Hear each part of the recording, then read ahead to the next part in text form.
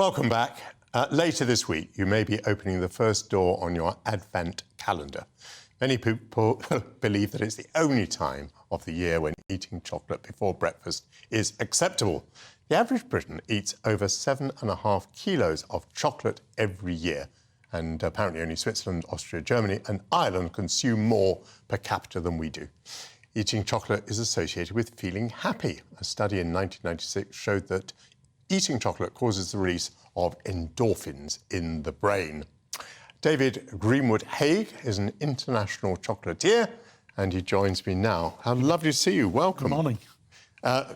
Beautifully attired, but tell me about that in just a moment. Do you buy this chemical explanation about the pleasure of chocolate, or is it just that it tastes great? No, I think there's a much research been proven. It's got 1,500 different aromas. It's got dozens of antioxidants and endorphins that release in the brain.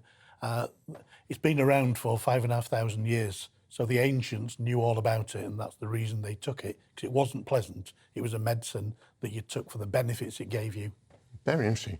I've often worked with chocolatiers and indeed chefs who wear a jacket like yours, but I've never seen a jacket so beautifully decorated, embroidered. Tell me about the origin of this. I've just had 3 weeks in Ghana working with some cocoa farmers, teaching them to make chocolate and indeed teaching them how to taste like we're going to do today. And as part of that, they wanted to change my jacket to prove that I was Ghanaian. They said I was a white Ghanaian, and they wanted to decorate with kente cloth, so they've adorned my jacket with kente. Very interesting. So there's clearly an important ethical element around the production of chocolate. It mainly does come now from West Africa, does it? 70% of the world's cocoa is produced in West Africa. Côte d'Ivoire is 40% and about 20-some% from Ghana. And then you've got Nigeria up and coming, who aim to be the second largest producer by the end of next year. And when we eat or drink chocolate, should we be worried about the conditions of the people who produced it? Absolutely, we should. It needs to be the prime reason for our decision. It seems immoral that I can buy a 30p bar of chocolate in some of our retailers, and I can't send you a letter from Wakefield to London for 30p, but I can bring cocoa halfway around the world for that. So I think if we've only paid 30p, then somebody hasn't been paid fairly in that mix. And what is being done about that? There are groups around the world now. So Fair Trade is one group that are doing some lots of work. There are the direct cocoa industry now. We've got makers all across the UK and across Europe who are buying cocoa beans direct from farmers, paying them directly. And that the best way to ensure farmers have got more money is to put the money in their hand. There are sometimes 15 people between the consumer and the farmer, and that isn't good because they all add a margin and the farmer gets less and less. And if I understood you correctly, you're trying to change uneducated workers into educated entrepreneurs. Absolutely. 82% of a cocoa pod is waste. And if we bought the whole pod, because we only buy the bean and we leave them with all the waste, then we would absolutely reduce that 82% and try and commercialise it. So I'm teaching cocoa farmers to commercialise that and make cocoa vinegar, cocoa juice, cold pressed cocoa, cocoa butter that they can use pharmaceutically, cosmetically, and for cooking. As a fuel?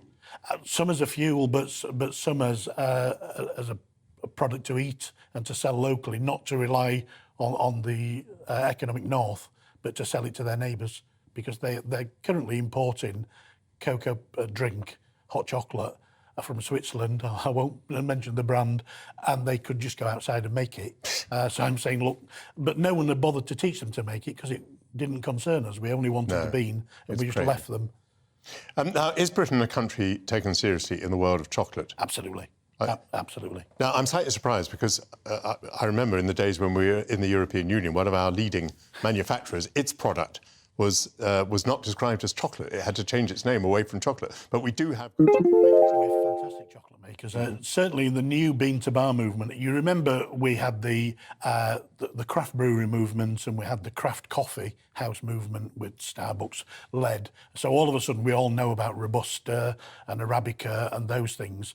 And we didn't about chocolate because the big manufacturers want to put it all in one big vat, blend it, and you don't know the difference. And a friend of mine in Cleethorpes called Duffy was listening to the news, Radio 4, on his way home one day, and he heard this story about chocolate, and he thought, I could do that. And he used to work in the motorsport industry, so he understood engineering. And he went home, made some chocolate, and he's now multi-award-winning chocolate maker based in Cleethorpes, a place that you wouldn't have thought was the centre for excellence of cocoa. And he's making amazing chocolate from all over the world. He's paying farmers directly and making sure it's right. Very good news. Now, you brought in about 9 or 10 jars. What should we do with them? Well, I send a kit out. I have a tasting kit that I teach people. Next week, I've got 16 people from LA who are doing an online tasting with me, and I've mailed out these kits. Let's have a look. And in these kits, we have 6 different chocolate samples. Beautifully packaged. Yeah, absolutely. Eventually we're going to get some chocolate. These things here, are they? Yeah, these sachets have got different origins in. So if you look on the bottom, it'll say Peru or it'll say Madagascar. And I then meet them together and we go through a sensory tasting, a little bit like you would with wine, whiskey or coffee. And that's what I'm going to plan to do with these in front. I've got some African chocolates, I've got some West Indian chocolate, and I've got some South American chocolate. So we can start with these, and you'll be able to try the pack later. But there's also a guide within that. Where should we start? Can I get you to start at 70% Ghanaian? Yes. So we're going to look, touch, listen, smell and taste. Right. So you're already touching. Can I get you to put it down for a second? What, even with the packaging on? Absolutely, yeah, with the packaging. So the first thing we would do is if you were going to buy wine from the store, you wouldn't have done what you just did then. You would have picked the bottle up, you'd turn it round, you'd read the label. You would have recognised from the shape of the bottle what was in it. A Chianti would have a wicker, rattan, etc. But with chocolate, we all know it's square, so we just say, that's chocolate, let's open it, put it in our mouths. Correct. And if you do that, all you'll get from the chocolate is the energy, the sugar. So I'm going to try... you certainly caught me out. Sorry. I did this for the Archbishop of Canterbury several years ago, and by the time we'd got to the eating part, he'd eaten all 6 pieces of his chocolate. So there's not much information on this, but if we were to turn one of these around, you'll see there's a West African 100%. It would tell you that whether it's fair trade, organic. What you've got there is kosher, halal, and vegan chocolate, so it's dairy-free. David, we've only got a very short moment left, and I think the viewers expect us to taste something. Yeah. So that you look at the chocolate, it should be smooth and shiny. And then if you now run your finger across the top, that should be nice and dry and it shouldn't be bloomed, you sometimes see. And then smell it, and oh, give it my a little goodness, rub the aroma is to fantastic. release those aromas. And then if you hold it next to your ear and just snap, that will give you the crisp ring to tell you that the chocolate's been tempered properly, and that's a good indication. The next thing you're going to do is you're going to pinch your nose, so you put one piece of chocolate down, pinch your nose, put the chocolate onto your tongue, close your mouth, move your tongue to the roof of your mouth and start it melting. All you'll taste is sweet, and now release your nose, open your mouth and gently breathe in. And all of a sudden it should go from sweet to interesting, so you'll start to release those flavours. And you'll get, there's 1,500 aromas in chocolate. Wine has 700, beer has about 600. So it's really complex. And as you breathe in through your mouth and out through your nose, you involve your olfactory bulb, and all of a sudden you get more experience of those other aromas in there. And you should get things like oaky or red berries. But I try not to tell people what to taste because our palates are individual. Oh, but does it take a while to learn to be a taster of chocolate? Yeah. Absolutely, okay. Yeah. And sometimes I judge in the International Chocolate Awards and the Academy of Chocolate Awards, and you can taste 100 chocolates in a day.